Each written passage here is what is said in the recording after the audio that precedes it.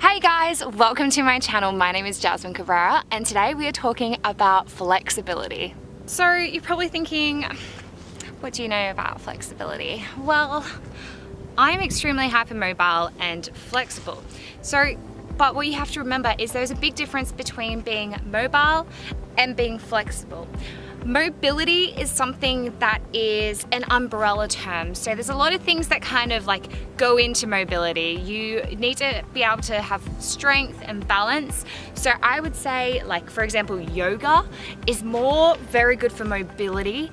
And then flexibility kind of comes under that. Whereas I'm just flexible. So I don't have the strength, I don't have the balance, and I just fall over because I have a thing called hypermobility, which means that all the tendons and ligaments around my joints are loose, but my muscles are like super tight. So I can do like weird things easily, but in the long run, it's not a good thing.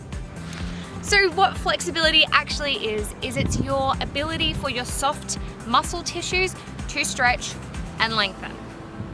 If you think one day you can just wake up and be flexible, well, you can't. Flexibility is one of those things that you really have to work hard for, and if you want it, you need to practice it every single day.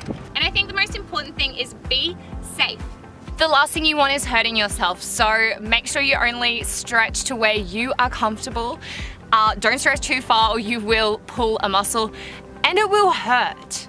Like, really, really bad. And make sure you're using your breath. So you want to breathe in and out through the movement.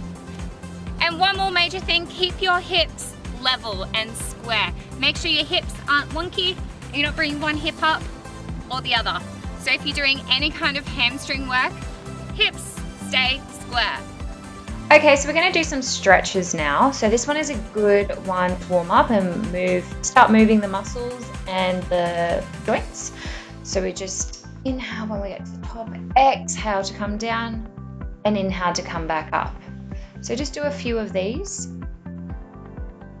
And now we're going to come into our side body. So we're leaning over to the side, really trying to stretch out our side. And we come into a flat back. It's a good one for a little bit of strength. And then going down to our foot, and then we're going to come into the center and hang. So these ones they're warming up your hamstrings, they're warming up your hips and your side as well. And now we're just going to come back up the opposite way.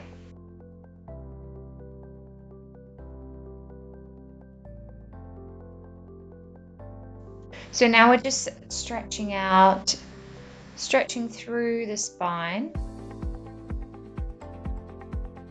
And we're going to be releasing our hip flexors now. So find the lunge that kind of works for you. It's more like a shorter one to more so get into the hip flexors. We really want to rotate that pelvis forward, under and forward to get into the front of our hip. And now I'm reaching along my leg, and this is going to get into your hamstring again. I have extremely tight hamstrings, so I find that any hamstring exercises are good exercises. Alright, so I'm just going to speed up the clip now, but we're doing it all to the other side. And I'm telling you to keep your hips facing forward. Yeah, so imagine you've got headlights on your hips and they always want to be facing the front. Even when you're doing this, even when you're doing a hamstring, anything, make sure they're always facing the front. Okay, so we're going to get into our hips now. So we're getting a bit more motion in those hips. This one is really good at releasing your hip flexors, especially if you do the same exercise lying on the ground. So practicing opening up that hip. This is really good. They help get in that squat position. If you are doing squats beforehand, just to kind of open up those hips. And then just do a random kick. Good job, Jasmine. So these are more advanced ones that you can do. You can easily hold on to something, whether it's a bar, whether it's a chair, whether it's anything, and get your balance. So make sure you have your balance first. Hold on to something. Grab the outside of your foot, or you can grab the inside of your foot, depending on how flexible you are. And you just want to slowly bring it up. Yeah, you will most likely nowhere near get as high as what I just did. but I've been doing it for years and years, and I've actually lost flexibility in that movement from just not practicing it all the time. So now we really want to engage our core as we're going to practice some back bends. So back bends are really important for like your fancy flexibility, like tricks and stuff. But this is a really good one only if you engage your core. Don't push too far into the movement unless you know what you're doing, and always stay safe, like I was talking about before, because this is one that you can definitely hurt yourself on if you're not doing it right. Okay, we're doing a quad stretch now. So, never mind. I don't know what I'm doing. Doing a bit of yoga here, apparently. This is one where it incorporates the back bend stretch and also that hip flexor stretch. If you have tight hip flexors, you're going to find this really hard. But this one is great at getting your core going, but also and trying to get that balance. So you're working that full mobility while increasing that flexibility as well. You probably recognize this one from yoga. I don't do yoga, but I just like this stretch. And now we're into a quad stretch. So when we do a quad stretch, make sure your knees are kissing together. You're pulling up through that hip flexor. So you're still trying to bring that hip forward. I'll show you from this side here. And you're trying to really stretch through the whole front part of your leg. So there's some stretches that are beginner ones that you can, they're all standing up stretches. And then you're just trying to increase, for example, like your hip flexor flexibility, because that's going to help with a lot of things, especially when you're doing any kind of back work. You want to have those hip flexors nice and loose. The next video I think we'll go into more like on the ground stuff, but I didn't bring my mat, and it's kind of sandy and there's glass everywhere, so I didn't really want to like go on the ground here. But I'll do another video that is more like trying to get to the splits, like that kind of stuff. Main thing is hips need to stay square, no matter whether you've got your leg up in the air. Try to keep them square. I'm still trying with that because I can quite easily get it up.